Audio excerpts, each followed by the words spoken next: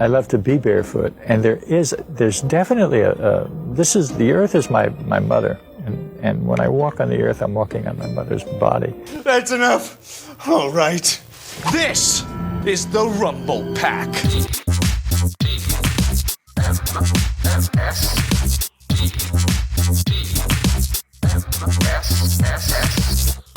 The morning stream. They wouldn't give us any more fish.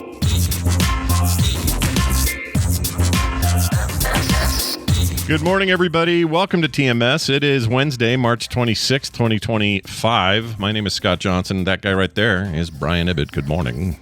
Hello. Happy hump day to you. And look at this. We're breaking out the button-up short sleeve deal. Look at you. Oh, my gosh. That's amazing. Lion shirts just around the corner. My wife heard that I was into the Henleys lately, and I got a new Henley here. Look at this. Nice. Very nice. Yeah, got all the buttons all the way up because you don't want to see. I have this is where my little cigarette hole is right here. Just kidding. I don't know why I button them all the way up. Fan. You know, I'm a big fan of the Henleys. Good choice. Nothing wrong with the good Henley. How does your basement studio get in the is it a good test for what the weather's like? Because for me, it's freezing down here all winter, and in the summer, because computers are on and stuff, it's kind of the opposite. It gets a little sweltery down here. Like, how are you? No, it stays nice and cool. It stays relatively the same year round for me. Oddly enough, I think I don't know. God, I haven't done anything, and I probably should knock on wood to make sure it stays that way because it's, it's comfortable all year. Thank goodness. It's not bad in the winter. It does, but get pretty. But I have the space heater here, and that keeps me feet warm. It keeps me feet warm. Keeps me feet warm. but I think the way we vented it may be a little weird, and maybe it's not the most conducive to. I don't know. Sure. I'll blame Steve since I don't really know how it works. So I'll just blame him because he helped me do it. And when I say help me, it's more like I helped him do it because he's the guy. Yeah, right. I'll watch while he does it and maybe hold a hammer for him while he does things. I admit it. That dude. I mean, I'm telling you, if anyone lives near him, actually right now nobody does because he's out in the middle of nowhere in Mississippi building a house. But if you live anywhere within distance of him and the zombies come, you want to run to his place. That's who you want on your side. Yeah, oh my gosh, yes. That survivor group needs a Steve, and he will build everything. Like all your real world skills will mean nothing, but his will mean everything in the survival of the species. So good luck to you. Well, I have enough time with the squirrels in the neighborhood, let alone zombies. Maybe I need him to build something for that. I finally thwarted the squirrels. So, I had that bird feeder mounted on the side of our patio, and I've been trying everything, like having a baffle underneath it so the squirrels can't climb up. Well, they just go over to the side and they jump, and they use the baffle to kind of climb up to it. And smart little bastards, those things. They're smart. They really right? are, absolutely. Yeah. And the raccoons were a problem then, so I actually had to bring in the bird feeder overnight, every night for a while, and all that. I over the weekend just said, screw it. As nice and convenient as it is to have it on the patio, makes it very easy to fill. The problem is I'm having to refill it daily because the squirrels are eating all the food, and then the birds come and they're like, shrug their little birdie shoulders and are like, what's up? How come the bird feeder out of food? Why is this? This restaurant sucks, they say. Exactly. We're never coming. Yelp, 1 star. Yeah. We're never coming here again. Yeah. Broke down and finally unmounted it from the patio and got a pole. So this thing now is in not really the center of the yard. It's in one corner of the yard, but it's in a part of the yard that's not close to anything else for obvious reasons. Don't want it close to the tree because they'll just climb down the tree, jump from the fence, whatever.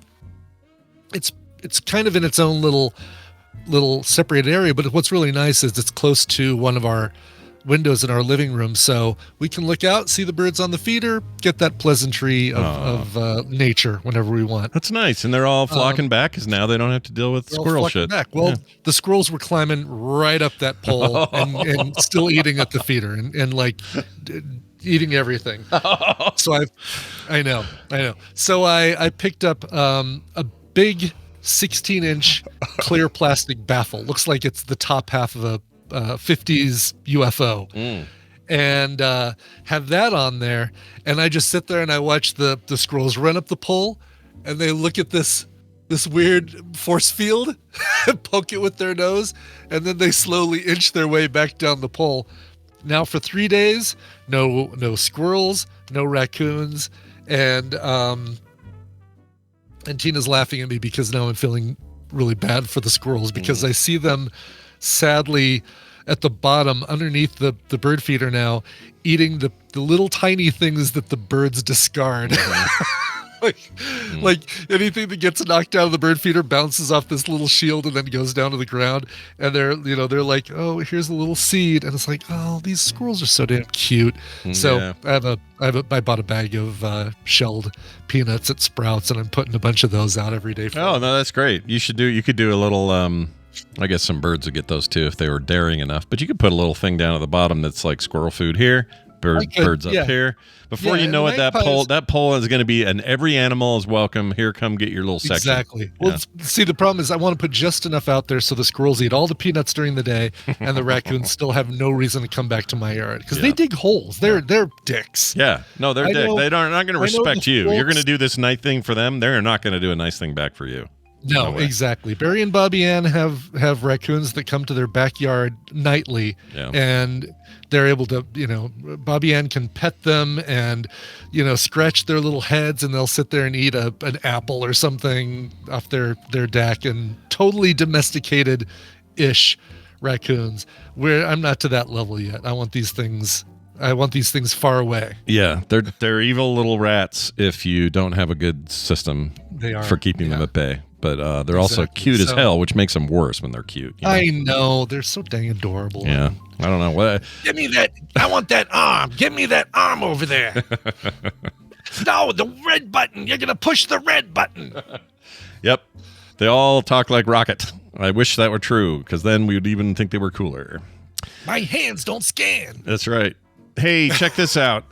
Yesterday I talked about it briefly, but if you're a fan there home of the Severance, I drew this picture of Dylan, and Dylan is one of my favorite characters. He's played by Zach Cherry, and he's standing in one of them their Severance hallways looking all freaked out, because that's what you do on Severance.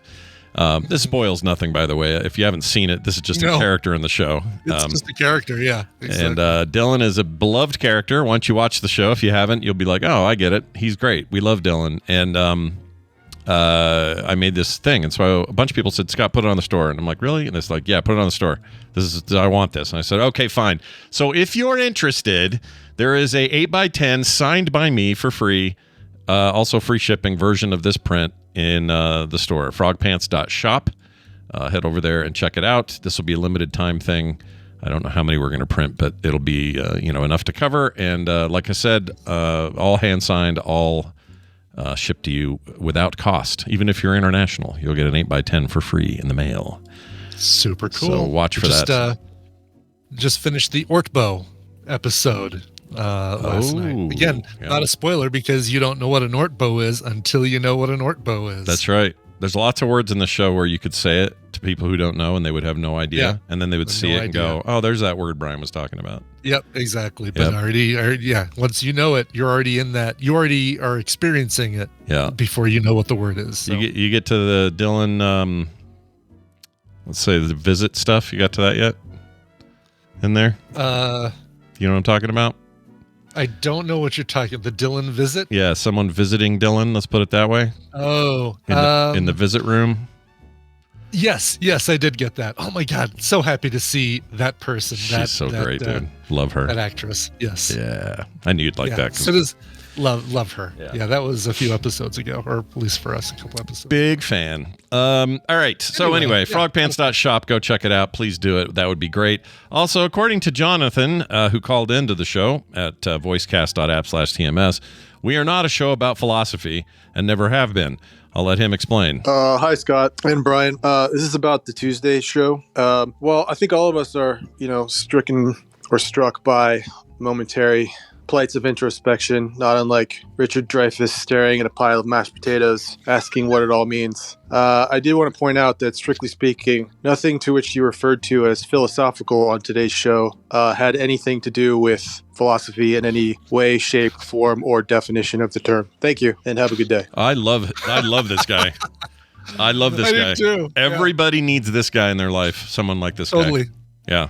John. What did we claim was philosophical? I don't Did we say remember something at was all. philosophical? I think we did, but I don't have any memory of what it was. I'd have to go back to that about episode. iPods and the creative Zen, Nomad, Toblerone, whatever. We talked about the word blunt. Yeah. We talked about BYU. It might have been. All right. Oh, was it? Was that the day I brought up was the it time? Bobby's? The time thing? Was that it? Because Bobby wasn't here, but Bobby was Monday. Yeah, Bill was yesterday. yeah, but we said it on a Tuesday before Bob. Remember, Bobby was in the chat and said, "I'm talking about Right, this next talking time I about come time. in." So it Yeah. could be Tuesday before last. Oh, could be that he went that far back. Yeah, Because that was pretty. That was pretty philosophical. That discussion. That was pretty philosophical. Yeah. I think Jonathan is referring to that, and if he is, great. Listen, Jonathan, here's what this is your new job here at We're TMS. here for you. Yeah. You need to call in every time you think we say something that's sort of dumb and not true. You do. Yeah. All right. I think we also this came up in the Discord yesterday, is that we might need just a segment, maybe at the end of every week. Maybe this is just something for the patrons on Friday, but here's all the stuff we got wrong this week. So like, Oh my gosh. like corrections, like, all right, so yeah, it's Brienne of Tarth is the tall woman that was in Severance. And, Yeah, like we keep, we're mixing. Yeah, that happens all the time. The trick will be, if we're to catalog it, y'all need to tell us what we did. Right. We almost need, maybe what we do is we create a channel in the TMS Discord, in the TMS section of the Frog Pants Discord, and you just put your correction there, and on Friday we just read through all of them. Yeah, I'd be fine with that. You don't put anything in there that's not a correction. You want to do your little chit chat, you do it somewhere else. Sure. You have one post correction, step away. Yeah. Jeannie, Tanner, any of you make that little room. We'll make it happen on Fridays. There we go. Perfect. I like it. Patron bonus. Look at us coming up with new ideas. See, very cool. This is fantastic. Yeah. All right. Finally, we have a play date Friday. That's exciting, right? Yeah. Yeah. Gonna play some date. No, Yeah. wait, what? What? Who? Yeah. Hello? This will be good because in addition to our usual stuff that we do, the usual games we do, now we have that extra thing that you picked up, that Jackbox short game collection that we tried one of them out. I forgot what the name is, but I love it. It's so good. That was great. And you actually checked out all the rest of the games and said they're all great. We could choose any of them. Great. We could do a random, like it even has like a jukebox random poll thing. So it'll just do cool. one. So we could just make it that or whatever, but they're all good. I think it was Shane who recommended it. He was right. It was fantastic. That's right. Yeah. Highly recommend that if anyone out there is just like, got to catch them all with the Jackbox stuff. I pretty much own everything with a couple of small exceptions. And that was only $10. Just add it to the launcher. So now it's all together in one place. $10, and it's also like 8 games or something. It's like a big collection of games. Yeah, so. and they're all short form stuff, trivia, wordplay, things we all like. Excellent presentation. In fact, it's some of my favorite of all the Jackbox games. Mm-hmm. I really like the vibe of it, like the interface and the way I don't know. I feel like I'm playing some Mr. Robot freaking sneaker game. It's really cool. So anyway, thank you again, Shane, for that recommendation. And yes, we will be playing in full a full 2-hour party time Friday from 9 to 11. So be here, frogpants.tv. It'll be live as well. And if you're a patron, you get early preferential treatment. You get to be in the games before anyone else does. That's right. We fill it with patrons first, and then we fill the remaining spots with you other randos. That's right. Yeah, cheap ass. No, I'm kidding. Cheap ass mother effers. I had to drop a few patron or things that sites that I patronize. I guess it would be patronize. Patronize.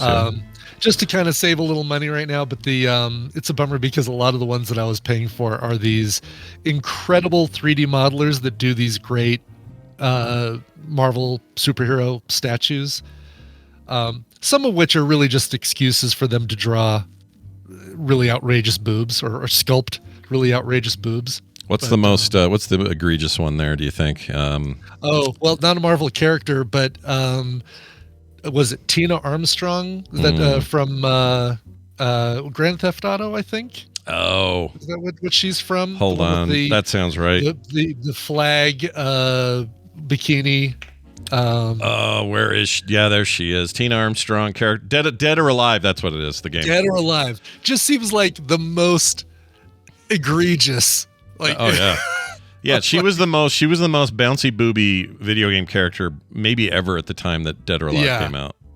Yeah, she's her whole job is to be bouncy and booby. Right, exactly. Yeah. Trying to think of which ones. That's her, by the way. It was an Electra. That's her. Oh, okay. That's a very different. Here, I'll show you the. Oh, she has tons of outfits. She's like all over the place. It's the bikini. The American one, right? The American flag bikini. Let's see here. Let's see. I haven't. Yeah, actually, well, here I have the 3D. This is the graphic from the artist. This is her in game. Yeah. About what you expect, right? Here's the 3D model that somebody came up with in our Discord chat. Well, that's really good. It is really good. It's a really good model, well painted. Just very. We know who this is for. We know what you guys are doing. We know who it's for, exactly. Yeah, we know what you guys are up to. It's good work, though. Another one that surprised me was Electra. Let me see if... Because you don't really think of the character of Electra as being... like sexy. Like sexy, exactly. Well, there's the... We won't do that one. Mm-hmm. Let's see here. 1 second. Hold on. I do searches. All I get is Jennifer Garner when I search for Yeah. it. Yeah. I'll have to do a Google image search because I've deleted the files from. Here we go. Is it this one? I may have found it. Is this it? Nope. That's a really cool one. Yeah, I like that. Yeah. CAD Studios. I don't know who that is. Yeah. Beautiful. That's sharp. Oh, yeah. Yeah. She's, she's there for you. She's got what she knows what she's there for. Oh, we even got a little bit of the old little chilly, a little chilly in the afterlife there. Yeah, I guess so. Yeah. Well, I can't print that, paint it, and put it on my shelf. I don't think. I feel like I can. I mean, you could, but I could. It would be also a little sandpaper and take it from an R down to a PG-13. No, what you do is you put her up next to that one your 360-degree scan of you that you had to like sand down the crotch. You put that right next to it. Right, there we go. Yeah. Perfect. Yes. Perfect pair, man. All right. Well, anyway, play date Friday, 9 a.m. Be there. Can't wait to play with you guys. So please show up for that. All right. Tadpooly Feud time. You know the drill. I'm taking 5th caller. That's the deal. Oh, 5th now. I mean 4th. Ooh. Sorry. I don't know why I said 5th. 4th caller. Okay. That means 4th person to send me a DM in Discord will be added. And it doesn't matter if you're a regular, new, or otherwise. I will take the 5th person. I will not take 4th. I will not take the 3rd. I will not take the 5th. I will take the 4th. Like Gary Oldman in Fifth Element. Not 1 or 2 or 3, but 4. Exactly. I want to make it real clear which numbers I'm not going to accept and which ones I will. So far, we have only 2 have you piped in. Okay. Where is everyone? Well, we need a Dunaway anyway. Let's get Dunaway in here while we... That's a good idea. Wait for the next... That's a great idea. Let's see if we can add him in here. The interface changed. Where's the ad? Oh, there it is. Okay. Discord did a big UI update. It's kind of throwing me a little bit. Okay. Oh, and just like that, we have our 4th. Oh, before we do that, let's just welcome this idiot. Hey, look who it is. It's Brian Dunaway, who will probably lose today because that's just the attitude I have today. I'm feeling all whinny and stuff. What's going on? How you doing? Hey, Scott and Brian. Oh, hi. Yeah, you have a right to feel confident. I think you've won the last several games. So, absolutely, Scott is what we used to call on the NBA Jam. What was it? On a hot streak? Is that what that is? Okay. Yeah. I didn't know. You know what? Okay, I'll take it. I'll take it. You get the bonus. Yeah. Play is on fire. That's right. I think our fourth. Let me make sure this is right. Yeah, it is. It's Oz. Have we had Oz on before? Maybe we have.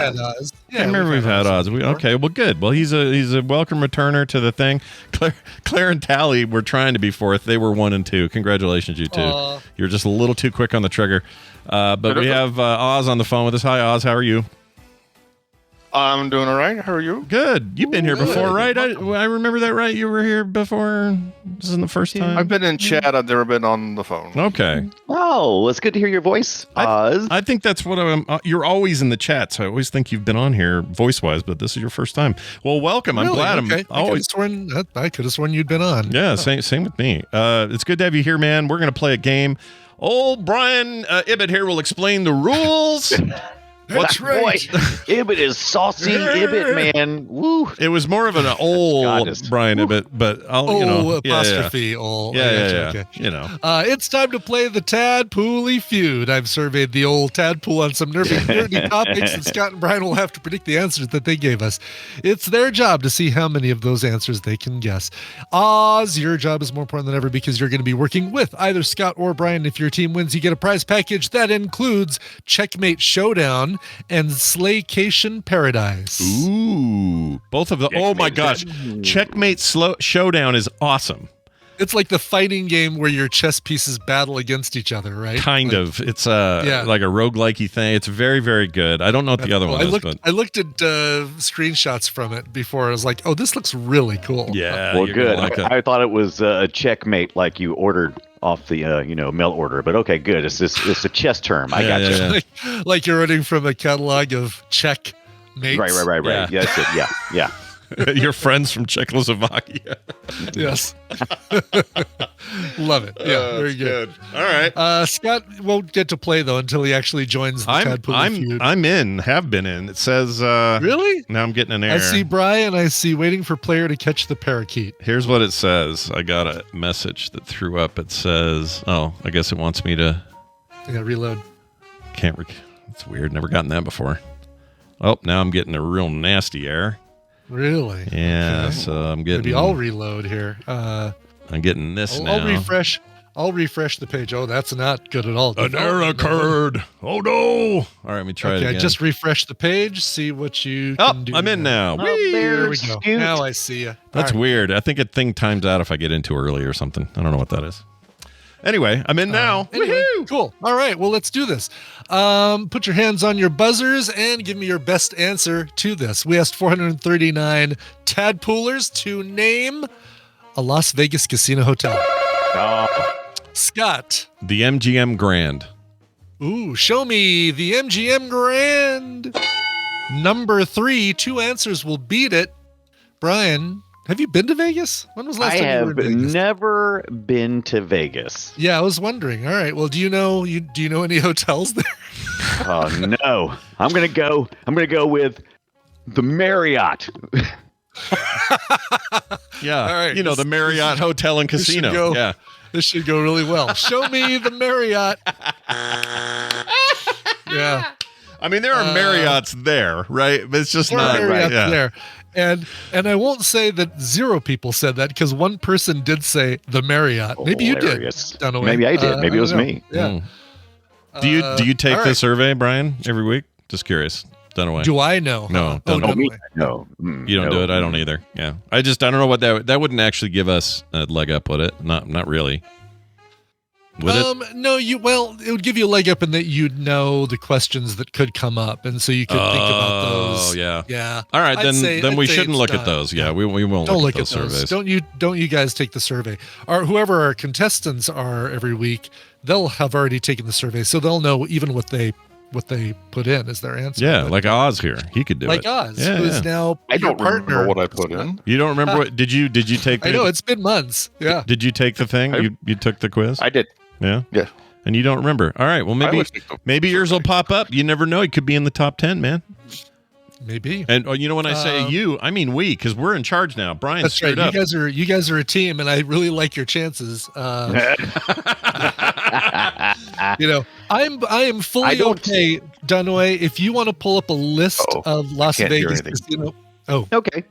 No, yeah, totally fine with that because that won't tell you, if they're on the list or what order or anything like that. But just to give you something to work with, if All right, good. if it does even come back to you, we'll see. yeah, you could. The chat will probably be helpful as well. They'll probably. Oh, that's a good back up plan. stuff. We should bring up the chat. Well, maybe we should do that. Yeah, Up the good chat. plan. All right, I'm gonna suggest the Luxor. We'll go with some iconic stuff that was here. actually the only one that I actually was kind of thinking. Yeah. What do you think, Oz? You all right with the Luxor? Hello. Oh, the Oz is Luxor still Jr.? trying to- he wasn't hearing us a second ago, so he's Oh, did trying he to fix his lose audio? He losed. He Yeah. losed hearing us. He losed He it. lose He lose the audio. Go ahead, just roll into it, Scott. I'll He just do lose it. Audio. I'm going to keep it that way. Let's go ahead. We'll go ahead and do Luxor just to be We'll safe. do Luxor while he's Yeah. figuring stuff out. Show me the Luxor. Yeah. Still have a little esports little game place there in the Luxor that was fun to visit a few years ago for the Overpants tournament. Let's talk about the hotel that if you can make it there, you can make it anywhere. That would be the New York, New York.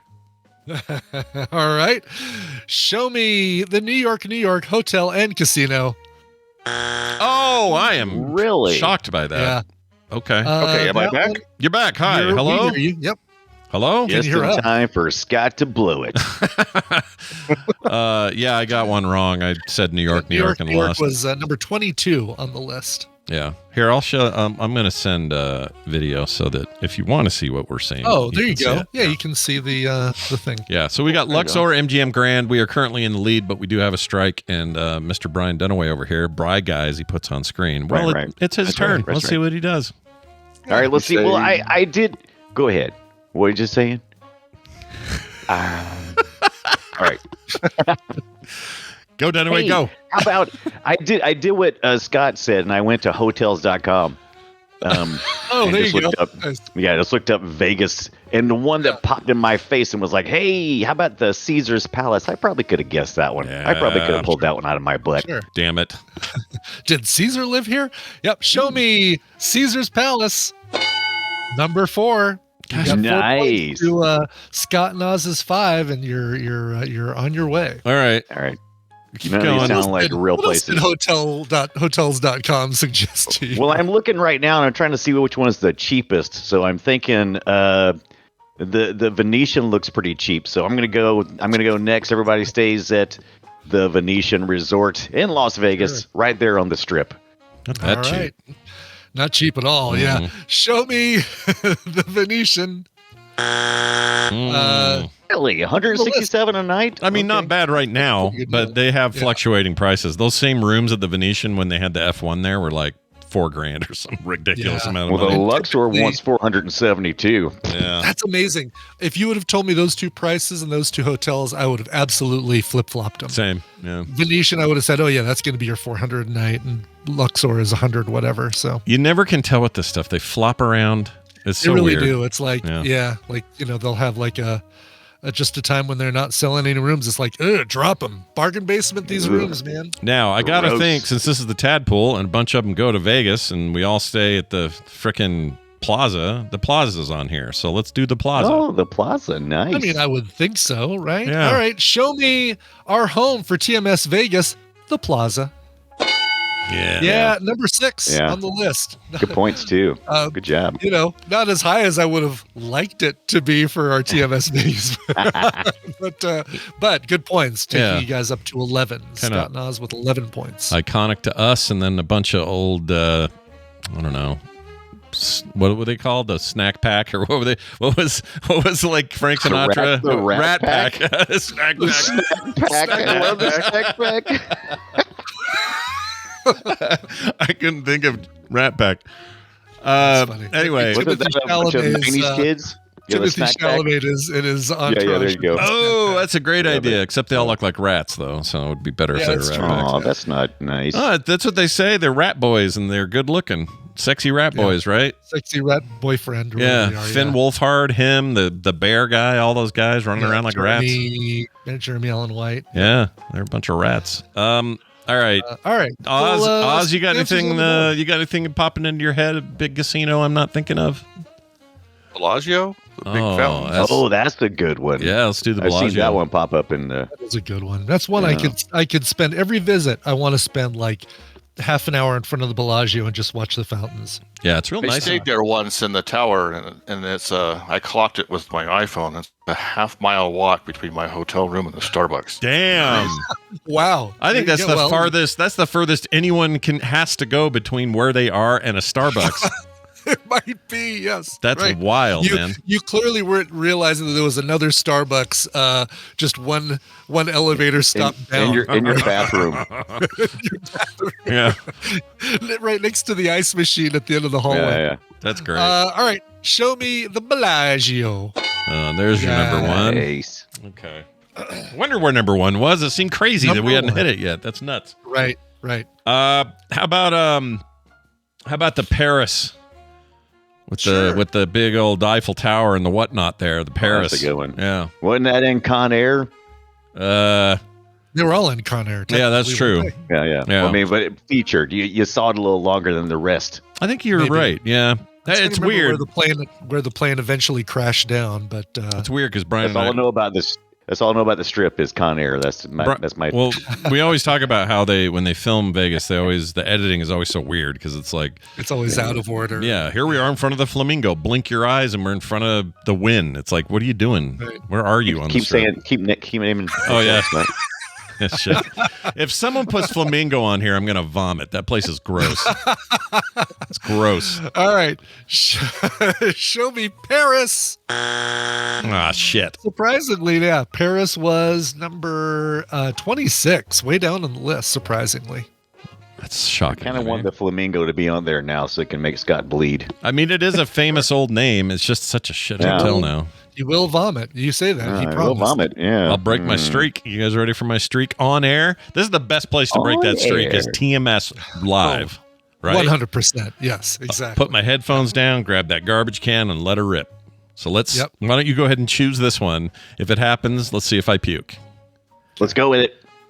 Roll it up. Okay. Give me the flamingo, big giant pink flamingo. Show me the flamingo.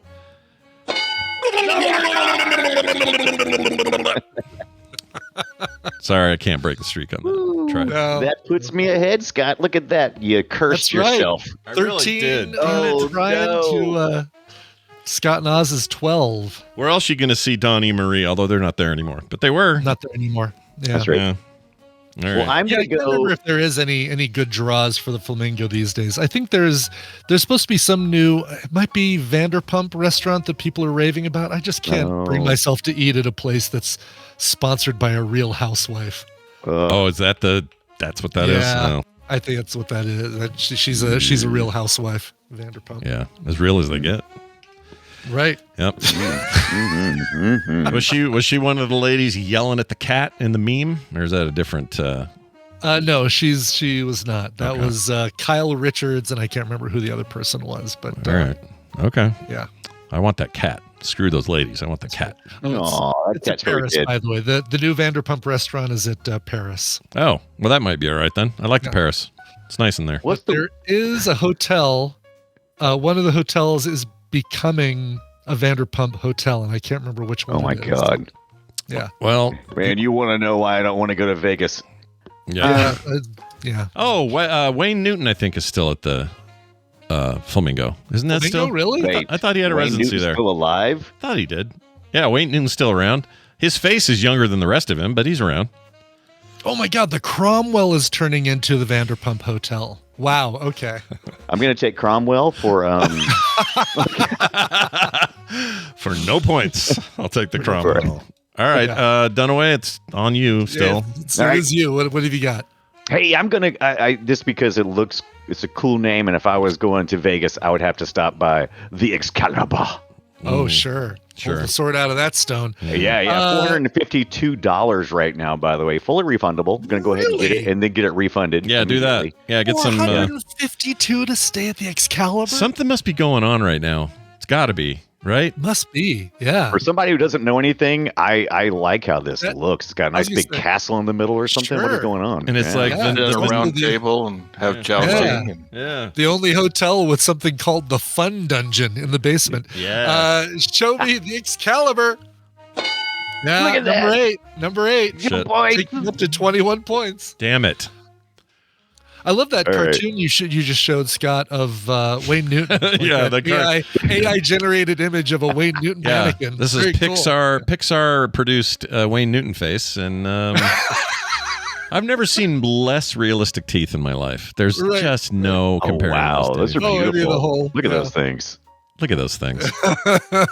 Yeah, he's Beautiful. like I said, he's old. His face is younger than he is. That's the truth.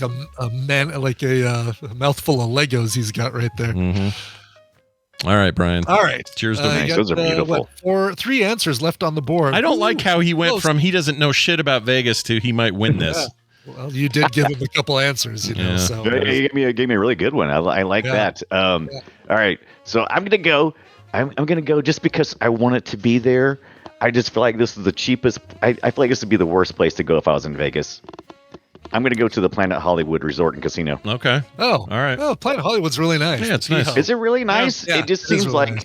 it seems like we're gonna open up some Planet Hollywoods and one in Vegas. Well, because back in the Yeah. day, it was what Schwarzenegger, It was yeah. Bruce Willis, Schwarzenegger, and Stallone, I think. Is that right? Stallone. yeah. I think Is that right? it was their whole Used to be- project, and then they sold it all out to somebody. I don't know how well. And that place used to be the Aladdin, and they just basically refurbished it, slapped a new name on it. And each room has different memorabilia, like it's a different movie theme in each room. I stayed in the Titanic room, and there was like a coffee table with a glass top that had a life jacket used in the movie. Did you have to sleep? Did you have to sleep on the floor next to Tina on the I bed? slept on a door, and She slept. Yeah, you slept on the floor. She slept on the door. she slept on the door. Exactly. Do you guys remember? Just a fun little trivia slept in the question, tub. because I want to throw Brian off a little bit, or Brian Dunaway off a little bit.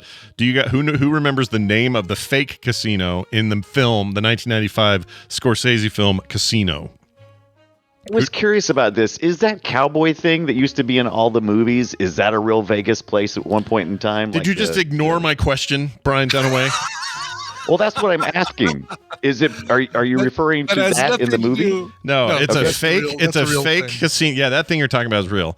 The fake Yeah, casino in Casino has a name. Does anyone remember the name?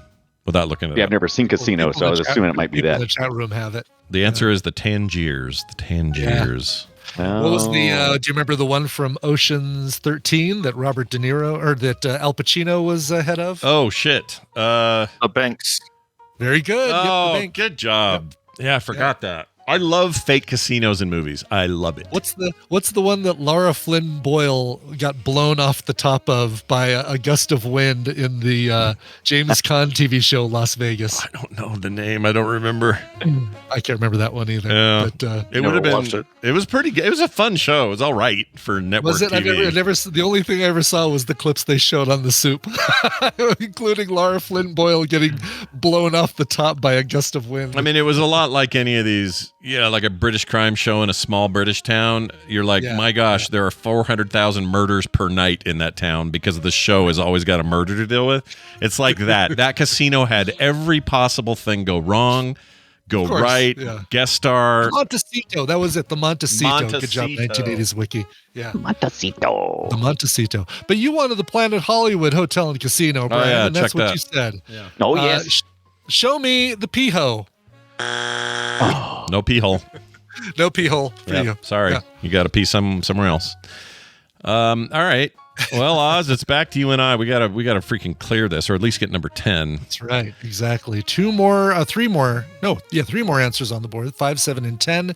You guys need at least 11 points to make a stand, to get Oz some prizes, or clear the board. One of the two. So Well, there's the classic circus. yeah, see, that was I might have mine too. I'm thinking everyone hates it, but also it's really memorable. And we're not naming people's favorites here, so Right. The question does not say name a good Las Vegas casino hotel. Or no. Yeah. If it said name bad ones, top of the list. So I feel Sure. confident with that, Oz. Let's do it. Let's go with Circus. Show me everybody's favorite hotel right next there to the slots of fun. It's Circus. Yeah. Number 5. Nice. Okay. That gets us closer. I was hoping that was 10. I know.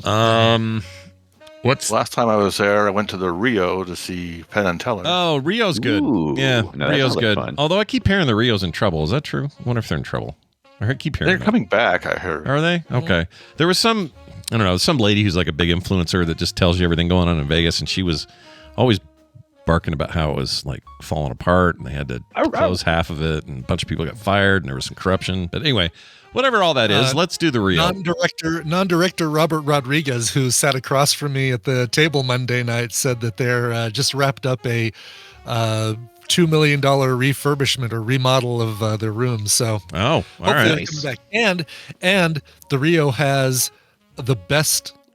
Well, KT Data might argue with me, and after going to the place that KT Data took me to, one of the best dim sum restaurants in Vegas is KJ's in the Rio. It's excellent.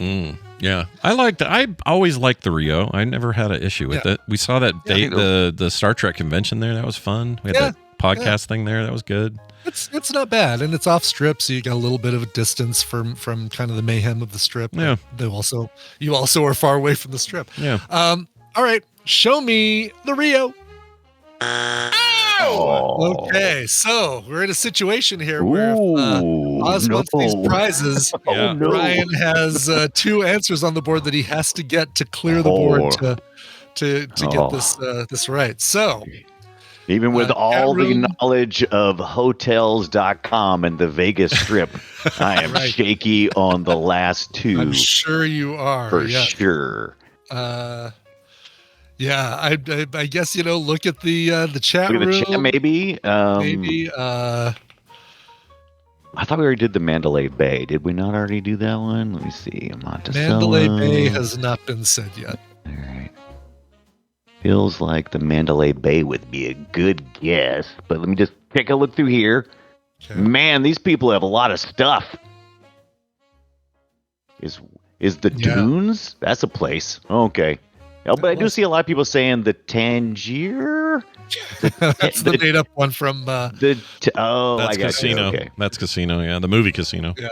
The movie Yeah, we Casino. said Circus, Cosmopolitan. I think we said that Hilton for the stay, absolutely the gutter. Cosmopolitan has not been said yet. We got Cosmopolitan. Then give me some Cosmo. Okay. Cosmos. Only helping you out because I want this. Show me the Cosmopolitan. That's the number 11. Number Gets you 11. Free guess. does nothing else except just give you another guess. There you go. I love it. I keep seeing Win pop up everywhere, but it just seems so boring. Let's see. MGM Conrad Sahara. That's a pretty good one. Even I know that one. Oh, do you now? I think. Sure. The logo looks familiar. Yeah. All right. I will go with, let's see, Hard Rock. Oh my God. Super 8. Sarcasm. Love it. Motel And I already- 6. Yeah. Motel 6. There is a Super 8, I think, on the crappy end of the. There's something on this. It's road off there. strip. It's like I think the Super 8 is part of Ellis Island or next door Did to we Ellis say- Island. or Yeah, something like Did that. we say the Cromwell? That sounds familiar too. The We did not Cromwell. say the Cromwell. Well, give me the Be the Cromwell. Vanderpump Hotel. All right. All right. Cromwell it is. Give me the Cromwell. Let's get out of here. Show me the Cromwell. Aw. Oh, yeah. That's a good, Sorry, as good a Oz. guess as anything else. Yeah.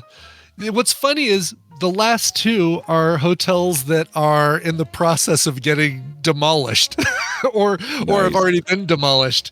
Let's see, number 7.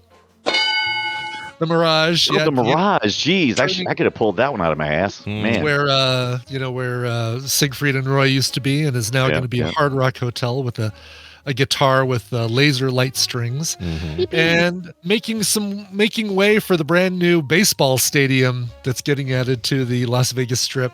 Number 10, the Tropicana. Tropicana. These are things I could actually guess because this is like old Vegas. I'm just surprised they put Tropicana in there because it is literally torn down right now. There's nothing Yeah, there. if nothing else, it's a memorable name. It's just not a memorable hotel. Yeah. They blew it up. Yeah, just down the list here. I mean, it's not going to be any surprise. The Win was number 12, Mandalay Bay, the Golden Nugget, the Sands, number 16. Rio, you guys talked about. Aria, Hard Rock, Treasure Island, Ellis Island, Gold Coast, Sam's Town, the Grand, the Palms. Grand. Somebody said Atomic Wrangler. Here at this point, we get to like one person for each of these. Yeah, Four Queens, Harrah's. Well, these are real. Park MGM, Poseidon's, Sahara, Sphere, not a hotel, casino, Stardust. Anybody say Palms? Stratosphere. We get Palms. Yeah, so one person said, or Palms got 2. It's an old school one. Yeah. Let's see. The Orleans, the Link, the Blingity Bling, and the Westgate. We'll stop right there. I'm glad all of you remembered that the Trump Hotel is just a hotel, not a Trump hotel and casino. They wouldn't let him. Oh, there you go. Really? Yeah, you can't gamble in there. You can only stay in there. That was their whole thing. Yeah, there's a I whole. I think you're gambling just by staying there. I think I think you are too. I think I'm gambling just saying his name out loud. Anyway, hey, well done, everybody. We lost. I feel kind of bad because I had the list of the Strip hotels. I kind of feel bad for taking this from Oz. Well, Golden Nugget. Well, you can, if you feel bad, you can just give them some of your games. There you go. I don't feel that bad, but what I don't feel bad about is stomping Scott and making him puke. Well, I'll let you know how that goes. Right now, I can't even bring myself to gag. I thought I could at least do that, but nope. Today's streak talk holds. More about the Trump Hotel if you want. Yeah, that'd be great. That'll make me puke. Well, Oz, we'll have to try this again sometime. Your first time isn't always your last time. How do you feel about your experience here today? It was fun. Yeah. I'll have to play chess the old-fashioned way. Oh, there you go. Well, good luck, and may all your queens go diagonally, whatever that means. Hey, Dunaway, guess what? Hey, Scott. This weekend, we're doing some Play Retro, and I cannot wait. Tell the fine folks at home what we're doing. Oh, we are covering that early 3D platformer that is Croc 1 and 2, and the Game Boy Color games, which I never played until this week. One's a side-scrolling platformer, the other is a Zelda-like. Mm-hmm. But anyway, I didn't realize how much nostalgia I had for this game. Played the crap out of it on the PlayStation. It was my first 3D platformer. That's right, I did not have an N64. And it just all come flooding back. Nostalgia can be a big factor. Yeah, it can. Sometimes Didn't we get am I wrong about this? There's a Croc remaster coming or something? Or So there's right. So was it Argonaut? Is that right? Why does that seem wrong? I don't know. Anyway, they closed their doors back I think in 2007, and they reopened to release this remaster, which will be coming to all consoles and systems. Going to be a prettier and a little more controllable crocodile with a backpack. Yeah, I'm actually excited. What do you think he keeps in that backpack? Other Croc body parts. I have no idea.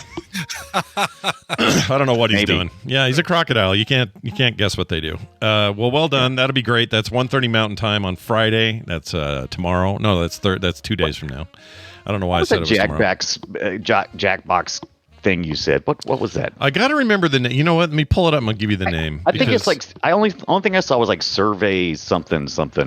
Let me pull that's one of the games in it. Survey Scramble, I think, is one of the games in the set. Yes, that is correct. The other names are escaping me. Let me pull up the actual collection, though. And I say collection, it's just really a standalone thing that has like these 6, 7, 8 games in it. Okay, here we go. Steam's launching. Let me just give you the name because it's really good, and you're right that we should tell people what this is. Okay, here we go. Jackbox. The whole thing's called Jackbox Survey Scramble. That is right. That's the whole name. Okay. I thought it was. I was like you, Brian. I thought it was just the name of the one. Yeah, I thought so too. But it is. Let's see. Purchased. It's on sale for $2.99 right now. By the way. No way! Wow, really? Bargain! Yeah. Damn it! I paid. Grab it. I paid a full 10. I could have had 10 copies of that thing. 5 copies. Anyway, well, that's great. And thanks for the notice about the sale. Go check it out now. And we'll see you guys on Friday, including you, Dunaway. And one more thing for you would be kiss our butts. Okay. Ooh, got him. He's out of here. All right. Time for break. When we come back from said break, it'll be time for recommendals. Us, Randy, Nicole.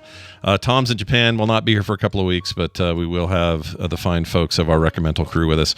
So stick around. After this song, Brian will tell us about. Sure. This is a brand new rising star, a guy named Evan Honer, Honer. He's on tour right now, playing packed rooms across his 2025 North American headline tour. This is his brand new single that he's sharing via his own label, Cloverdale Records. If you're a fan of like the Noah Kahn or Ed Sheeran, I think you're really going to like this. This is a song called Place I Hate. Here is Evan Honer. There's 3 times in a man's life when he has a right to yell at the moon. When he marries, when his children come, and when he finishes a job he had to be crazy to start. Is this the dude?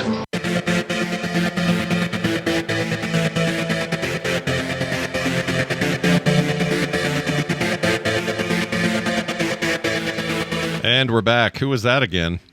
Sure, that is Evan Honer, brand new rising star. Actually, not brand new, but he's in, his star is on the rise. Brand new song from him called "Place I Hate." Nice. That would be like the flamingo for me. That'd be like circus. Yeah. I don't know. Someone told me the flamingo's better now. The rooms have been upped or bettered or reformed. Yeah, that I don't know. Yeah, I don't know. I don't know if there's. I mean, I think we might be going to the Flamingo for a dinner, but I don't. No, we're going to the Piho for a dinner. Oh, okay. So we won't get to see the guts of the place. No.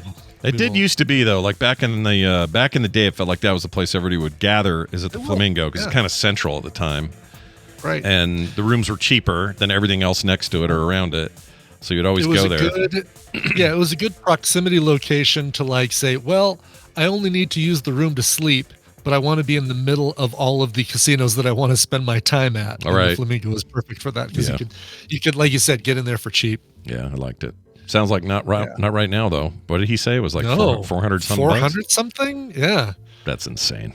Something's going on. Especially that the Venetian was 100 something and Excalibur was also 400 something. I'll bet you money some event, something's happening, and everything always goes up when that happens. It must be. It's got to be. That's why we pick the days we do, because they're always not crazy. Exactly. All right, let's get to this right here. Well, what do you recommend? Yes, the sounds and songs of our people, where we talk about movies, streaming television programs, and other things that show up on streaming services that we think you at home might enjoy as well. We have on the program with us today, Nicole Spagnolo. Hello. Is it working? It sure is. It is working. You're done with your phone call. Good timing. Yeah. Oh, yeah, you had a call. I'm glad we didn't mess you up there. You good? Nope. Perfect timing. Excellent. Great. Look what we've done here. We've done good work. I'm trying to get the kids. The kids want to go to the indoor pool. It's spring break, and we're not going anywhere this week. So Mark's taking them to an indoor pool. That sounds like fun. Nice. It's a great place to get a weird little infection. So enjoy it. Have fun. Yeah. Nothing like a good. What is it? Athlete's foot? Yeah, you can get that if you're lucky. Among others. Yeah, if you're lucky, it'll only happen to your feet. But you never know. Chlorine, get into your lungs. Chlorine fixes everything. Yeah, nothing like a good urinary tract infection. Can't wait. Speaking of urinary tract infections, also Randy Jordan's here. Hi, Randy. How are you doing? Good morning stream. I cannot overstate how much I used to love staying at the Barbary Coast right next to the Flamingo back when it was a thing. Man, it was like the only reason for the Flamingo is to go walk all the way through into their garden and see the actual flamingos, right? And so, but the Barbary Coast, they had the best restaurant on the strip. Man, I miss that. What there's something different now, Brian, aren't they, Brian? Well, it's now the Cromwell, and it's about to become Vanderpump Hotel. Yeah. Oh, that's the one you were talking about. Okay. That just sounds icky. Yeah. I mean, really. So this is really someone whose fame propelled them to money, which now propels them to opening reality shows, man. Yeah. I don't like it. But it is still far better than what it was before the Cromwell, which was Bill's Rootin' Tootin' Casino Hotel. That's what I was thinking of. It was like the cowboy themed thing that wasn't very good at doing that, if I remember right. Hey, does the audience know that all 4 of us are going to be at TMS Vegas? Yeah. I think so. I still can't believe. I still can't believe. I know. I'm so excited about that. I'm kind of like, I'm glad Dr. Jerry's going to be there. Yeah, Dr. Jerry. Yeah, if you need any emergency doctor help, we know a guy. He'll be there. Honestly, when I saw that he was going to be there, I was like, okay, I definitely can go. No, I love it. You know what? Just in case, is there a doctor in the house? Yes, there is. Yes, there is something comforting about that, right? Yeah. Well, he's been with me through my whole thing. So yeah, he's great. It's It's like having your own personal doctor there. And I think his wife coming? I can't remember. Is that who's his coming? His wife is coming, yeah. But it's just going to be me. Yeah. The reason Mark's I'm saying that is she's a pharmacist, so she knows all about the biotech side of things. So no matter what happens, we are covered. So I need to not dump my medical anything on anyone. So if I start talking medical, stop me. Just stop me. All right. And just say, what movie are you watching? All right. You got it. Tell us. Yeah. We'll just say, tell us about your epilepsy. That's fantastic. I love this idea. Hey, Brian, let's start with you. We always do. And you got a clip here, and I haven't heard it. So you're going to have to explain what we're going to play. Excellent. Well, I'll tell you right now, this is not a time travel movie, but it is a movie. It's just not about time travel, though you might think it is listening to this clip. All right, here we go. Have you guys decided we're going to take a boat here, or anybody else have any ideas? Oh, hold on. New man. Yes, sir. Yeah. I don't mean to step on anybody's toes in here, none, or disrespect the group. But do all the players have to be so serious? Yo, what do you mean by serious, though? I mean, like, every day we dealing with trauma, drama. Every day we got tragedy. I mean, I think population just might appreciate a comedy. How about a cowboy comedy? Yeah, I always wanted to do a Western, like Blazing Saddles or something. Egyptians. Egyptian comedies? We can sneak some Shakespeare in there. Hamlet. Hamlet in the comedy. Hamlet in the comedy. You do something in the forest, Robin Hood or something like that? Peter Pan. Yeah. Jason. Nightmare on Elm Street. Can I ask a question? Can someone name a comedy that contains all that bullshit that you just named? We could do time travel. Well, now that is true. I mean, with time travel, we could put all the things in there that you guys are mentioning and have a ton of roles, get more people up on stage, and maybe even have a message in there or not. I don't know. What you think about that, G? Can't wait to see this. What is this? So good. This is a movie called Sing Sing, and takes place in the prison, Sing Sing, and it's based on the real life rehabilitation through the arts program that they have at Sing Sing, where the cons play parts and come up with their own plays, either from adapting existing stuff or writing their own stuff.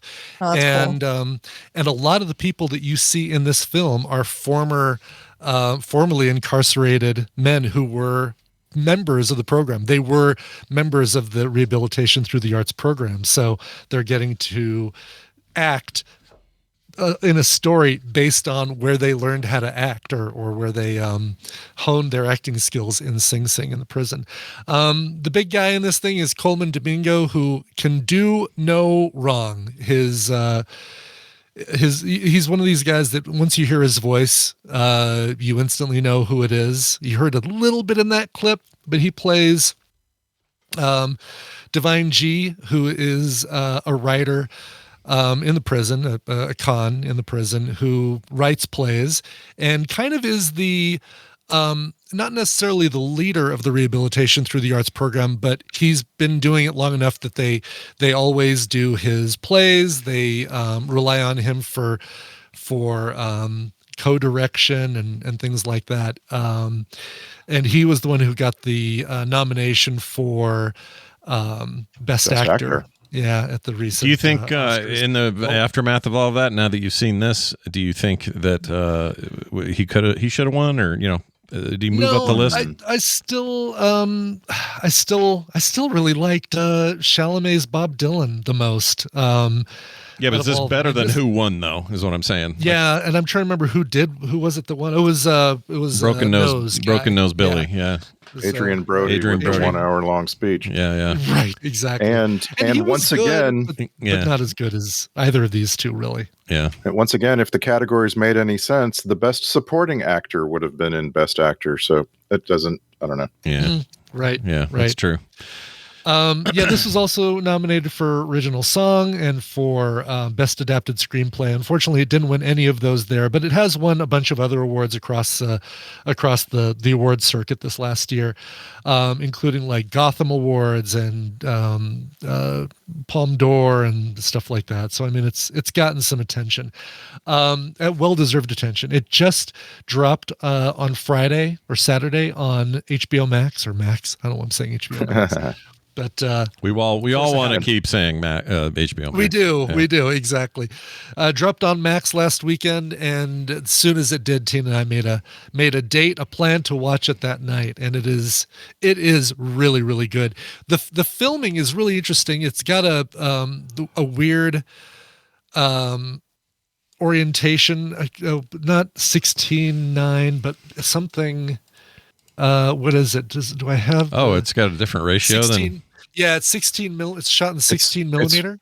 It's 166:1, which there it is right there. Yeah, which is a weird zoomed in thing you have to do. You like use 16 millimeter and then zoom in. Yeah. And so the cameras are far away in most of the shots. That's what the feeling you get is that you're sort of like sneaking in from a distance on every shot. And it feels like a documentary. Just the way it's shot, it doesn't feel like you're watching a fictional story based on a real thing. You feel like you're watching a documentary, and it's only the fact that there's this guy, a couple people you recognize, actors in this thing that are like, okay, well, it's Coleman Domingo, so I know it's not a documentary, but everything else about it feels like a documentary. The way it's shot. This director has the most Brad hair I've ever seen. Look at this guy. Greg Quadar. Yeah. I love that hair. Wish I could grow that hair. Damn. Anyway, Coleman Domingo is on such a tear right now, and by right now I mean for the last like 13 years he's just been everywhere. And like if we watch The Electric State for Film Sack next week, we're going to see Coleman Domingo again. Like he's really just good. Like, yeah, I love his choices as an actor. Yeah, first time I remember seeing him was in the Fear the Walking Dead spinoff, and ate up every scene that he was in. Like he was such a compelling performer. But I know he did a ton of stuff before that I probably saw him. I guess he was in Steven Spielberg's Lincoln. He was did a lot of theater stuff, Chicago. He reminds me, he's like a different generation's, although they're not that far apart, but a different generation's Keith David in that he's always a joy to watch, always puts in great performances, but always has this voice that is impossible. You worry about them getting typecast because their voices are so unique that to hear him talk is to hear Coleman Domingo and no one else. No one else sounds like this guy. Right. He has definitely been typecast in animation. He's recently been like Batman and Norman Osborn. I was gonna say he was in the brand new Spider-Man thing as Norman Osborn. Yeah, he's cool. I like him a lot. He's great, and he's great in this. Sing Sing just dropped on Max. Go watch it. It's really, really good. A brief role in Euphoria, but he's great in it. Very good in there. Okay. All right. Well, there you go. Let's move on down the road to Nicole Spagnuolo with her choice for today's recommendal. What do you got? You guys watch a lot more stuff than I do right now. Sure. A lot more people than I do. Actors, directors. I'm like, I don't know that name. No, but we sure enjoy when you try to name them. Yeah. Yeah, I want you to say Coleman Domingo next time we get here.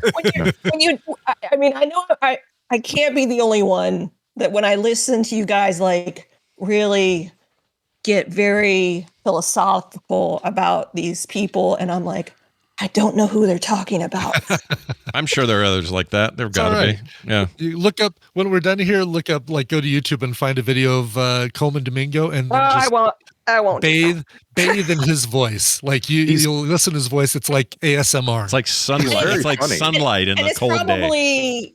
Yeah. And that's the other thing. Like, I probably know who he is by either face or voice, and then once I'm like, oh, that's who that is. Yeah, but and then you can call him necessarily. You can call him Colburn Demondo or some other name like that. I don't bank a lot of information in my brain anymore because, memory. Sure, of course. Memory not good. No, we get it. Memory not good. Memory no good. No common Domingo today. And I even expressed in the TMS Vegas Discord the anxiety that I'm having about going and not remembering people's names and not remembering it's an anxiety that I have. If it helps, I'm with you there, and I go every year, and I know there's gonna be a lot of people whose names I don't get right or that I forget. So don't ever worry about that. I know, but I want people to know that name tags are great.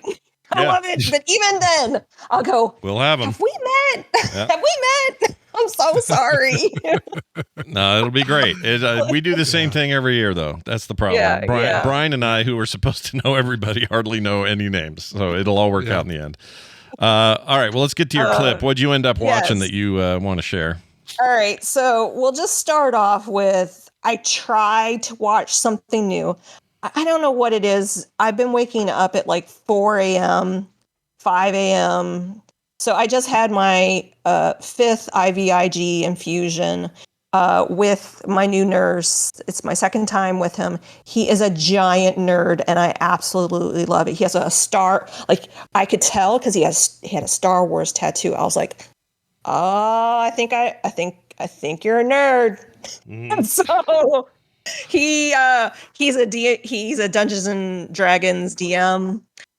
We got all into it, and so we start watching. Schitt's Creek is my go-to feel good show that I just put on while I'm going through the first phase of my infusion. And then as we're talking, he's like, I've never seen this movie. I said, oh, well, we have to fix that. And that's what we watched. And that's what this clip is. I know I've recommended it before. I bought it on Amazon. My dog is barking. I'm sorry. Can't even hear him. We can't hear him. Yeah. Oh, good.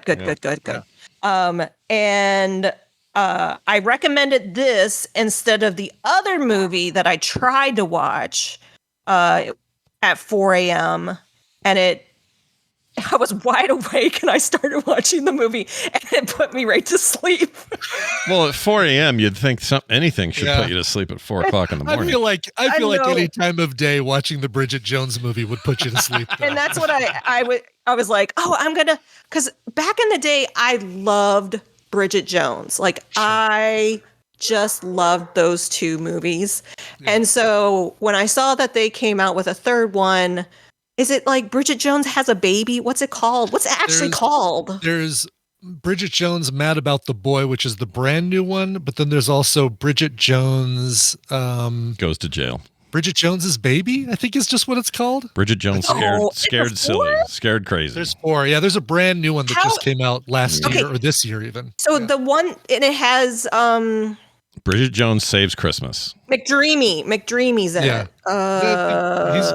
He's been in all of them. He's been a love interest. Yeah, he's always in there. No, right? he hasn't. No, he's new in this one. Is he? He's new in this one. Oh, no, it was always Hugh Grant. Yeah. And Mr. Darcy. Oh, that's right. Yeah, Colin Firth. And now it's Coleman Domingo. Now it's Coleman Domingo.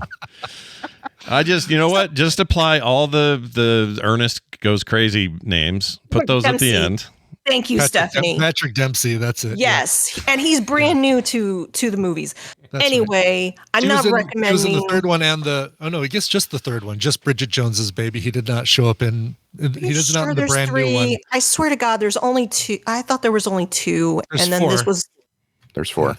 Wow, I missed it. Last month is Mad About the Boy. Don't worry, I don't think you're missing anything. All right. Yeah. So which one did I watch? You watched, if it had McDreamy, it was Bridget Jones's Baby.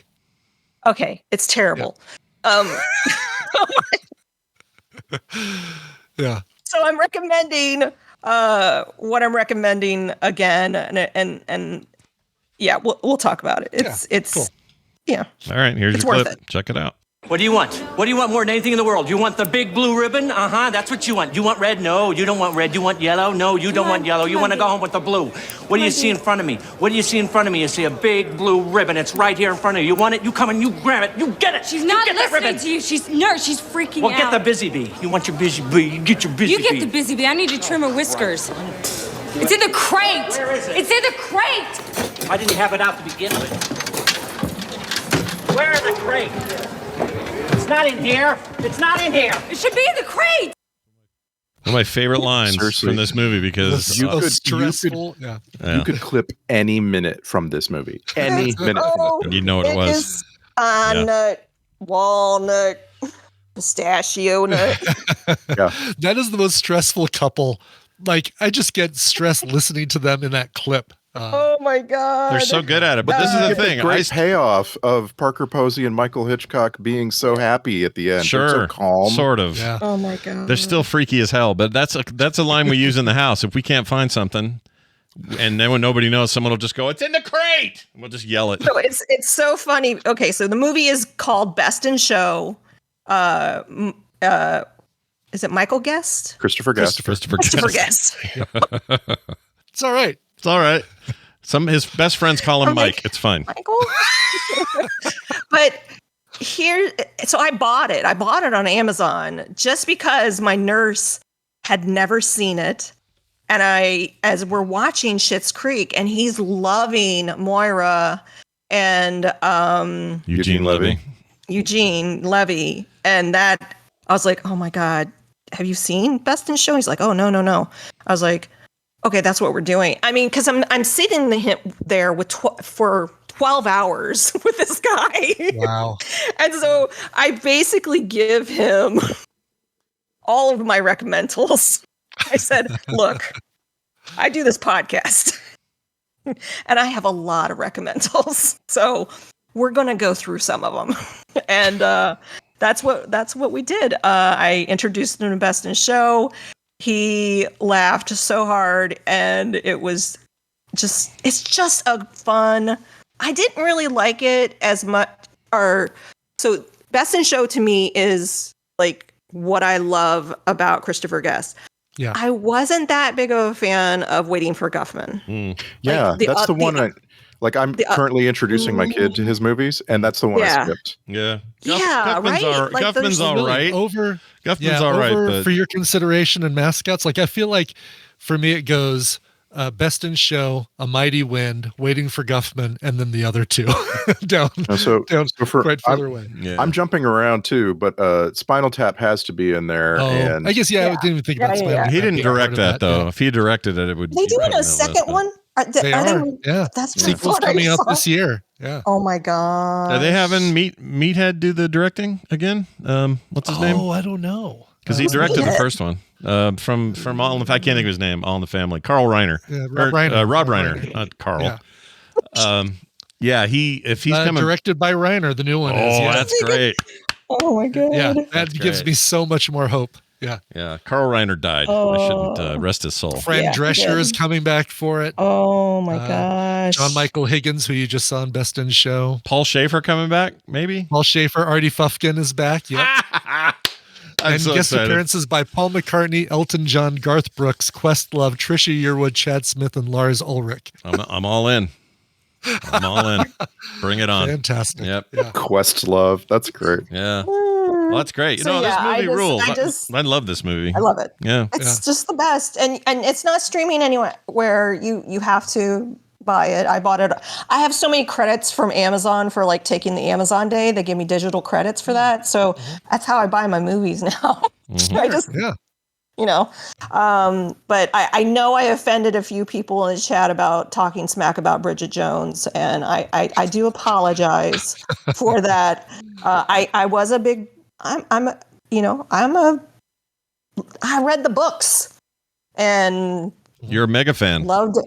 I read the first one, but that was like how many years? 20? I just don't think you can watch anything at 4 a.m. and not fall asleep.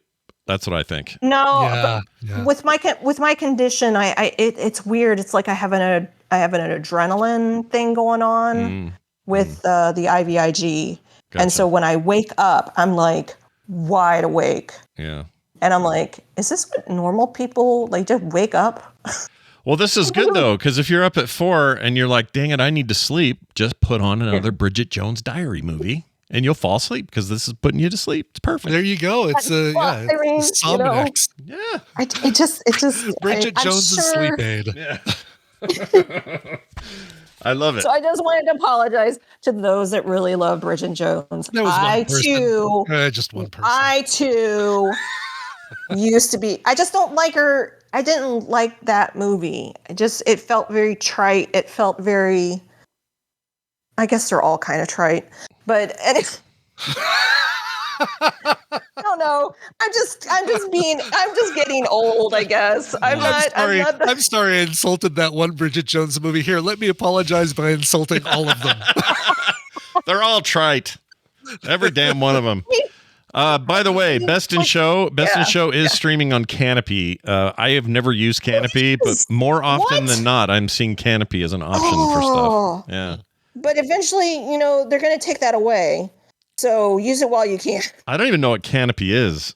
It's part. It's it's the library thing. It's the library. Oh, gotcha. Okay. Right, Save our libraries. That's right. Save your libraries. Good luck though, because for some reason we want to kill them. So about a month ago, I'm watching Best in Show with my kid, and we're talking about Vancouver a lot because it's filmed all over Vancouver and Port Moody and so on.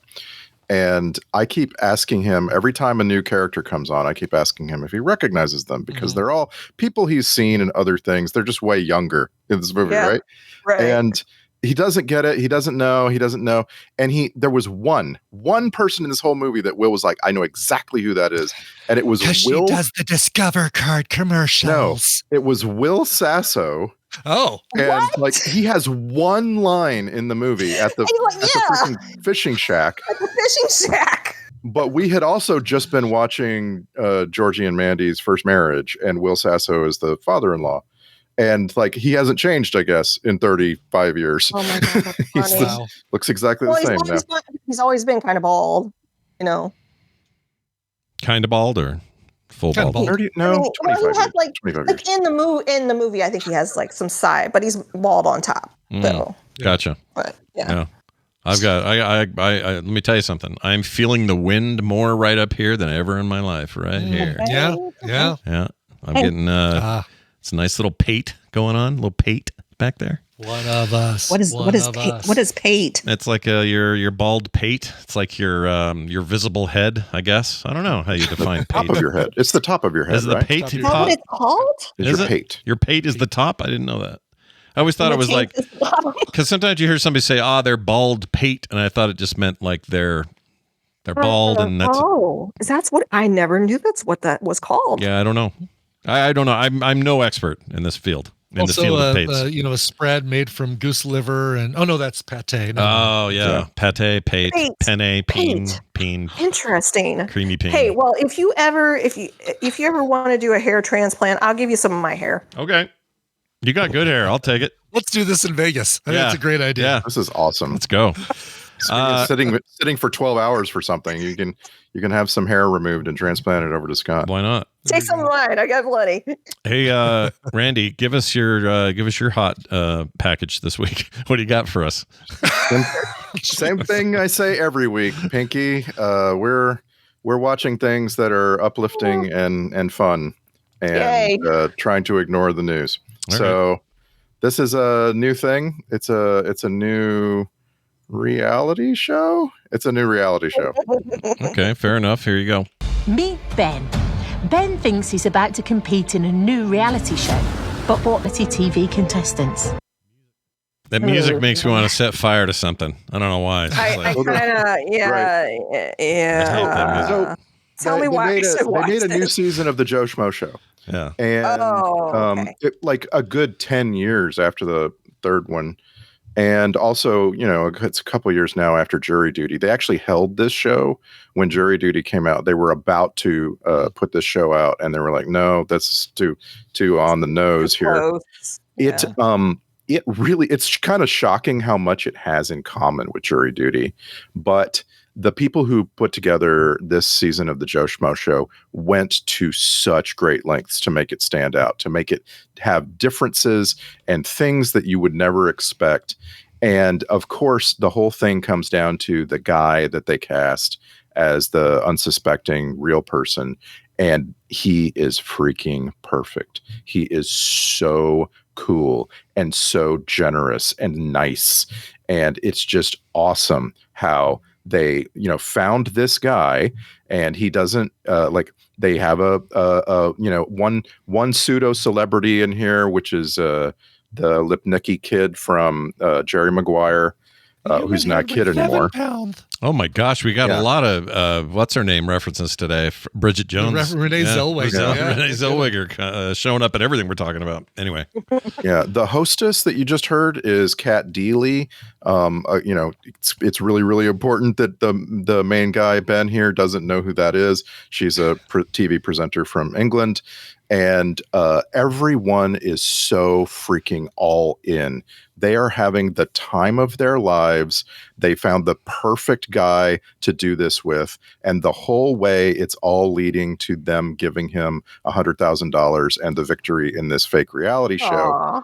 And it's just like... And then say, psych. No, it's like every he'll episode, actually get the money, right? This is like this is uplifting, kind of like Jury Duty was, right? Where it's okay, good. Yes, and even more like punk this guy at the end and say, wah, wah, sorry, later, dude. Even more than Jury Duty, this show is wholesome, and I just don't know how to explain that. You have to see it to feel the wholesome feelings. There's just something absolutely wonderful about it. The only place you can see is TBS, and looks like DirecTV has it streaming if you subscribe to their streaming service that isn't part of their I mean, it's on. I've been watching it on Hulu, which just shows TBS shows. Oh, all right. They don't have for whatever reason. Just Watch and Real Good don't have it listed, so it's weird. Didn't show up for me either on Hulu. So did you guys ever? Do you ever watch Homes on Homes? Homes on Homes? Mike? Okay. Yes. Okay. So he did a contest reality show, and I'm having a hard time remembering the name of it. But it was one of the most feel-good reality competition shows I've ever watched, because it had all these teams, like two people in each team. And the whole idea is that they go to these houses and they're taught how to DIY the house, like redo the house. Yeah. And then they get judged on who did the worst and who did the best and all that. Is it Homes Inspection? Is that it's it? called Home Free. Home Free. Oh my God, this was such a good show. Because what happens is these people are like, oh, we lost. No, you didn't. You actually get to keep this home. Yeah. So as they go up, as they get kind of knocked down to lower numbers, the houses get better and bigger and more expensive. Not that that's always a good thing, because there's like a whole set of documentaries about, remember the extreme makeover houses, how it ruined so many people, and they lost their homes because their taxes went up because the house was too expensive. Oh, jeez. Okay. Yeah, so there's like a whole underbelly to like all that stuff too, but this is impossible to find. There's so many Home Frees that are nothing like this. I can't find the frickin' thing. Yeah. But so it was called Home Free? Yes. Home Free reality show. There are so many other things. It was on Fox. Randy, I did find. Oh, it was on Fox. All of season 1 of Joe Schmo is on Hulu. Oh, season 1. Season 1 is the standard for what you're supposed to do, right? You're supposed to find this guy. You're supposed to use a bunch of C-tier actors and comedians and so forth that the person doesn't know. And it also, it was a little bit harsh the first time around, right? Like all throughout it, people are saying, gosh, I don't really like what we're doing to this guy. And so after that, everyone who tries to do this sort of only one person thinks it's real show tries really, really hard to give them good feelings all the time. This season, they actually put a confidence meter on the screen at times where you're seeing a display, a heads up display of like how they think he's feeling, because they care so much about how he's feeling. It's wild to me that really show, that's 22 years ago. That's first season. That's nuts. Really? Yeah. Wow. 2003. Well, you can't do this all the time, right? Like, because like people this, start looking for it. This guy was like 3 years old when the first season came out, and that's the way to do it, is to cast someone who's quite young and they haven't seen everything on TV yet. Yeah, that's great. I didn't know they were doing a new one, so there it is, the Joe Schmo Show, season 4. So season 4 is on Hulu or no? Unless you watched it on Hulu. If you subscribe to TBS or just activate it through Hulu. Do you do the Hulu TV, like the TV subscription, Randy? I think so. Oh, if you have it, if you're doing how you get that, then if you're doing Hulu TV, which is like their version of YouTube TV or any of those others, then that's probably how you're getting it. Yeah. Home free, that home free reality show. I put a link. It's not. There's there were 2 seasons. I didn't really. I thought there was only 1 season. Oh, there we go. But yeah, you got to buy the episodes. Or find a complex way to watch it. There you go. Yeah. Always a good way. And just so you know, there's some people who really dislike Mike Holmes. Like, he's made some enemies. Yeah. Oh, I'm sure he has. He's very abrasive. Well, he's like sandpaper. All right. Hey, moving on. Let's move on down the road to this here recommendation that I got for you. This is a movie, and it is very different from anything anyone else has recommended today.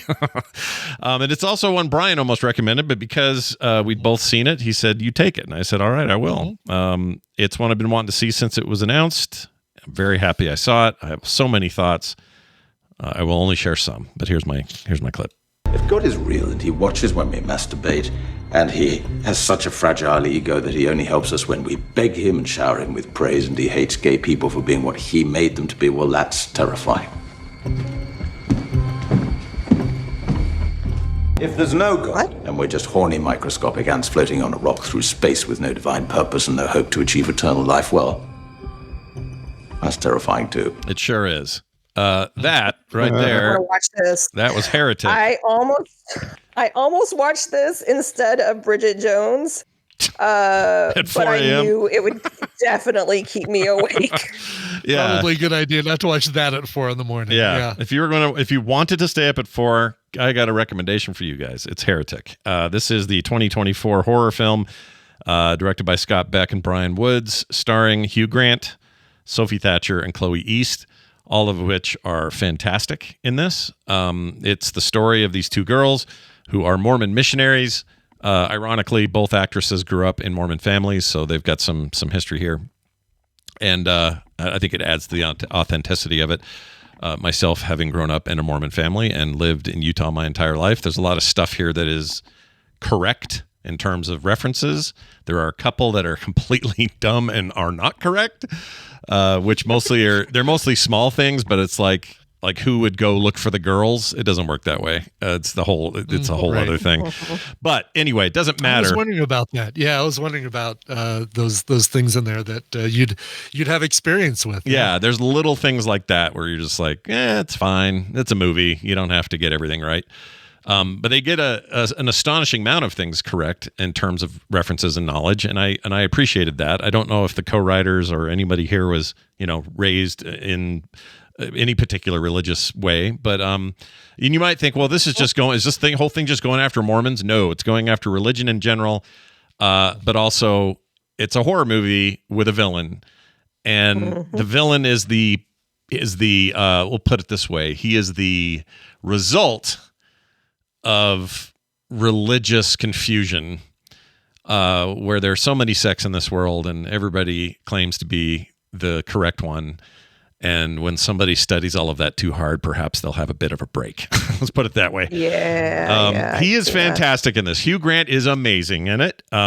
I'm a big late stage Hugh Grant fan. I think he's wonderful in his older years. He's a better bad guy than he ever was a good guy. Even when he's playing good guys now, I just like older Hugh Grant. There's something going on there. He's also got this wonderful, some would call it horrible, I find it charming attitude when people ask him dumb questions on red carpets and things like that. Yes, I think it's freaking great, and I have no problem with how he responds to people because it is inane and stupid, the crap people ask these celebrities. I wish more people would push back, but whatever. He hated Wonka. He hated being in Wonka as the Oompa Loompa. Really? And his response to the question, he said, "I have 5 kids." Yeah. That's why he did it. He's like, "I did it for the money." It's a terrible movie. Yeah.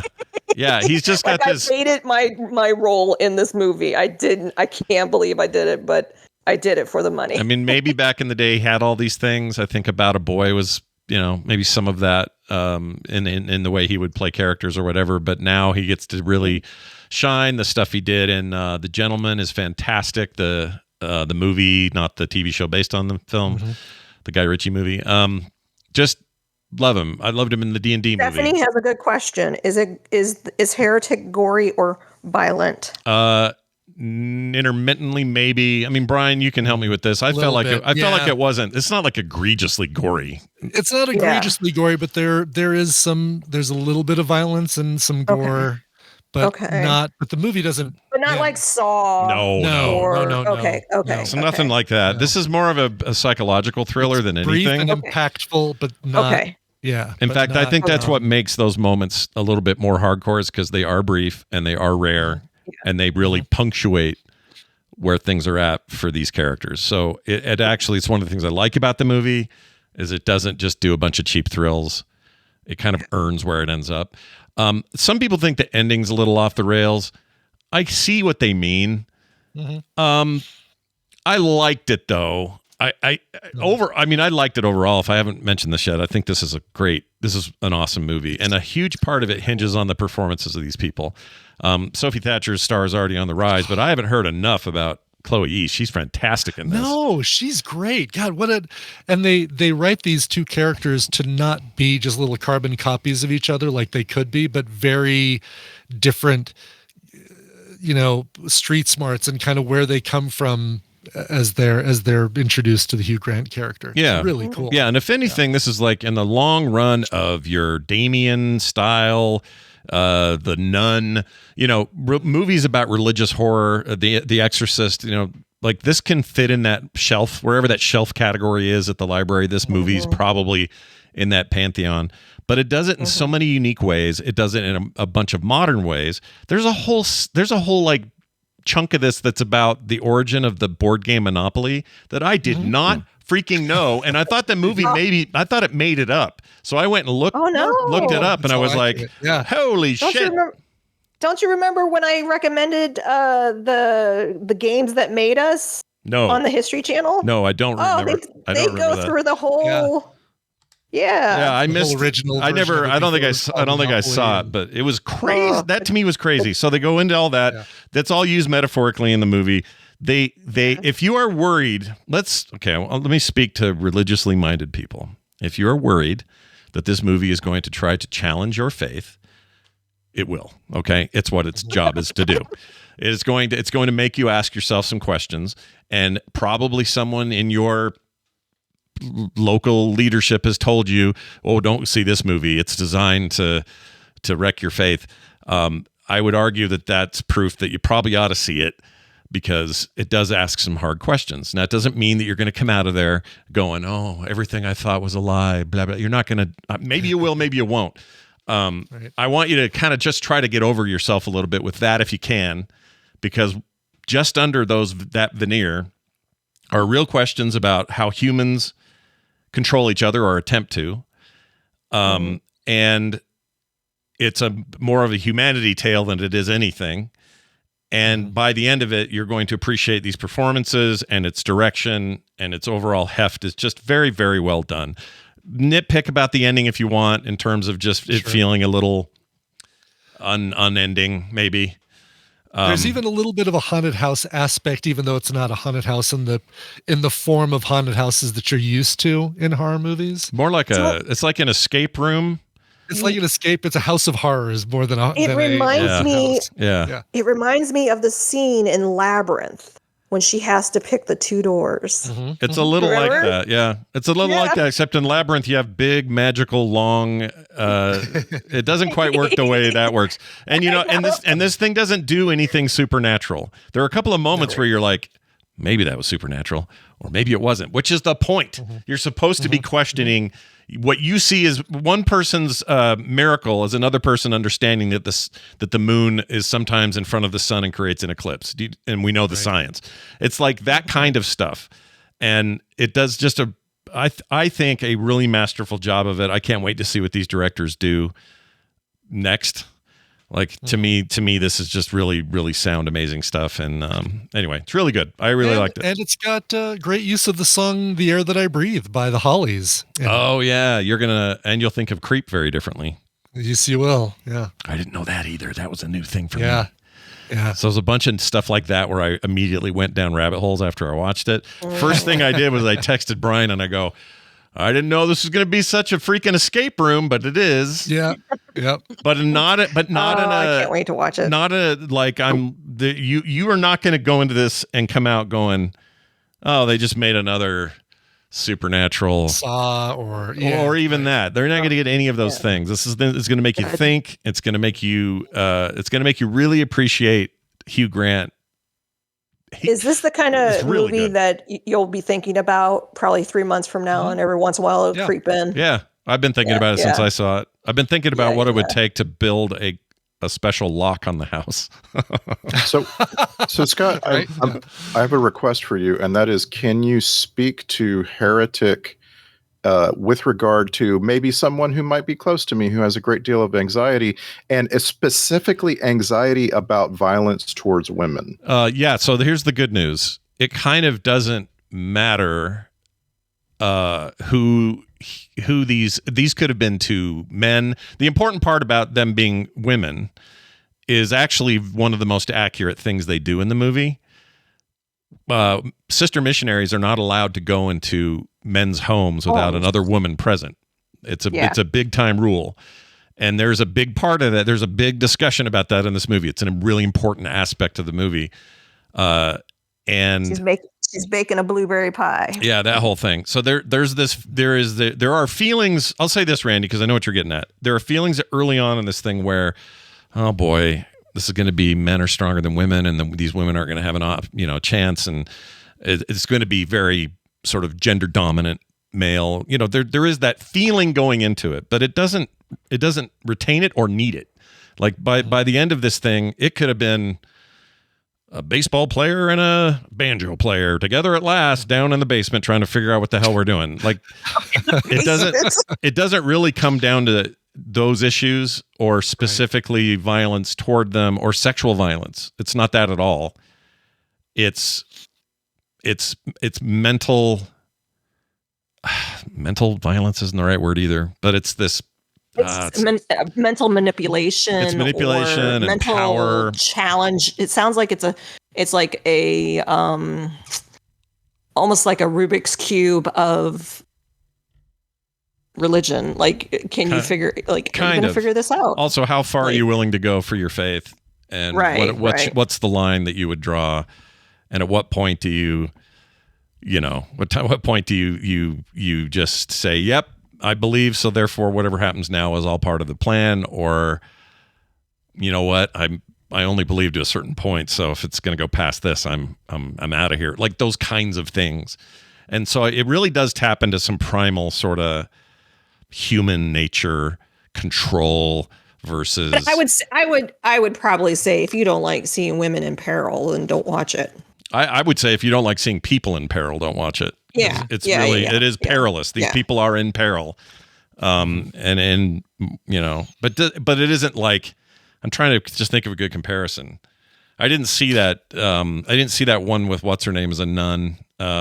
Euphoria. Oh, Sweeney. Yeah. Sydney Sweeney is a nun. Yeah, that one's very much about sexual violence and other stuff. I didn't see it, read about it. This isn't that.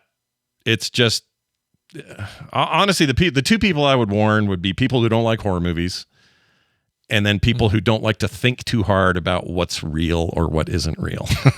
Because I think you're going to come out of there disillusioned if you are super if you are just rock hard religious. That's the terrible way to say that. If you are really religious, you're just really religious. Whatever your sect or your belief system, whatever. I don't care where it comes from, and none of it. It's all touched upon. Okay, all of it. You go into this, you're going to come out either feisty and pissed because you're being challenged a little bit, or you're going to come out disillusioned going, oh my gosh, this movie made me think too hard about this and I've never had to think about it before. I would actually warn those people a little bit just to know you're getting in. That's what you're getting into. Yeah. But as a horror movie, this isn't like most of them. That's why I like it. It's different. Right. It's different. Yeah. It's Is it really A24? It is A24. Yes. I believe. I knew it was. All good movies. It has that vibe. All good movies are A24 and Neon. Nobody else makes good movies anymore. Really it feels like. I know. A24, you almost can't go wrong. Yeah, it's real good though. So go check it out. Available now via streaming on Max is where I watched it. I don't think anywhere else yet. Yeah, just Max. Yes, and Max. It's quite good. That's where Bridget Jones's baby thing, mama movie is. Bridget Jones's baby thing. Yeah, I need to do a new movie poster. My wife was so mad about that song. Did you share that photo? I put it in the. I did make that. I put that in the TMS chatter thing as well. Well, also, you know what else we did today? Two things happened. All of these got put up on quicktms.li, but guess what else happened? We proved that even without Tom, we can go too long with this segment. That's what we proved today. So congratulations. That's right. We don't need Tom to carry this thing to the 11 o'clock hour. No, we can do it on our own. It's all within us. We have the power. Go check all this stuff out. Heretic is on Paramount Plus in Canada. Oh, well, there you go. Canadians have access to just this different. It's so weird how stuff shows up in different places. Weird. Yeah, it's a little weird. Licensing, I swear. Licensing, regional lockouts, all that crap. It all plays a role. It's all stupid. Mm-hmm. You guys, it's been great having you on. Nicole, anything going on in the wood whispering world we should tell people about? No, we're kind of on a pause. We just got a lot of health stuff going on in the house. So, not much. If you want to, we do our live show every Friday. So if you want to come hang out with me and Mark, we start at 9 a.m. Central and we talk for about an hour about stuff, usually woodworking. Yeah. But you can ask other questions. I don't care. But yeah, on our channel, The Wood Whisperer. Well, there you go. Randy, what are we doing for Film Sack this weekend? We are going to watch a fish, and I'm really looking forward to it. Yeah, it's a fish called Wanda. Oh, Wanda. Yeah. Okay. That's an interesting name for a fish. Fish. Well, different movie, but yes, it's still those people. Very close. Not that far off. Not that far off. Yeah. I know. Yeah, except I guess that was Graham Chapman before he died doing the fishy fish talk. Yeah. I love as I've told you back in the day, I used to operate the Monty Python-a-thon at my college, and we tried to run 24 hours of Monty Python. We only had about 14 hours of actual Monty Python, so the rest of it was all extra stuff, little periphery stuff. And so I probably watched A Fish Called Wanda 15 times. Well, I haven't seen it. I haven't seen it in ever since I got out of college. But yeah, it was a huge deal in my teens. So I'm excited to return to it. We're all going to have a blast. Check it out this weekend, filmsack.com. In the meantime, you two have a fantastic week. Hey, you won't be seeing me next week. Oh, where are you going, Randy? I'm on vacation next week. I'm going to the ocean.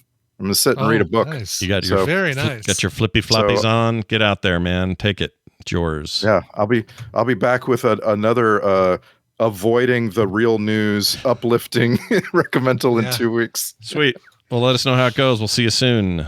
All right, Brian. Yes. We've done all we can do, except this. I'm going to pull up my list here. I've lost track of notes entirely. Make sure you catch out the daily music headlines and DTNS today. I'll be on DTNS. No Tom, sans Tom. I don't know what we're actually covering, but I'll be there. And then, of course, daily music headlines happening every day.